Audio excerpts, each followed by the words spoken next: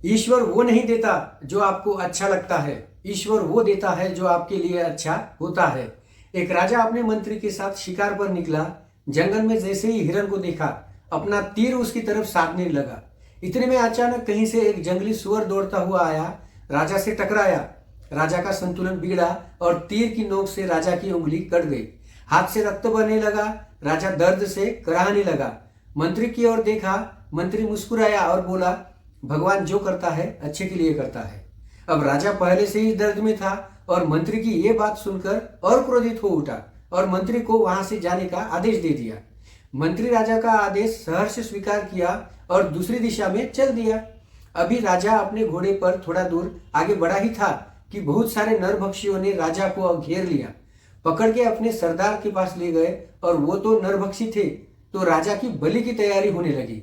बलि लगने से पहले नरभक्षियों के पुजारी की नजर राजा की कटी हुई उंगली पर गई।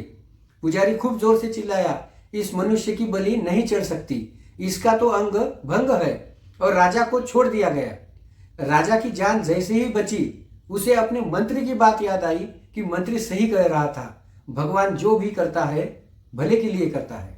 मैंने बेकार ही क्रोध में आकर उसे भगा दिया।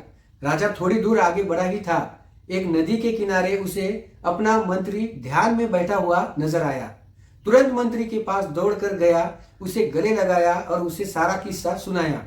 और फिर राजा ने मंत्री से एक सवाल किया कि मेरी उंगली कटी, भगवान ने भला किया, मेरी जान बच गई, ये तो मुझे समझ में आ गया, लेकिन मैंने तुम्हें अपमानित करके वहां से भगाया, इसमें तुम्हारा क्या भला हुआ?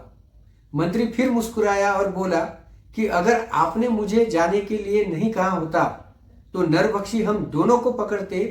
आपका अंग भंग होने के कारण आपको तो वो छोड़ देते, लेकिन मेरे पूरे अंग देखकर मेरी बलि चढ़ना तो निश्चित था और इसी में ही मेरा भला था। तो दोस्तों, भगवान जो भी करता है हमारी भलाई के लिए करता है। तत्काल हमें समझ नहीं आता, क्रोध आता है, गुस्सा आता है, दर्द होता है, लेकिन भविष्य में इस बात का एहसास जरूर होता है कि जो होता है अच्छे के लिए होता है। ये कहानी आपको अच्छी लगी हो तो लाइक और सब्सक्राइब कर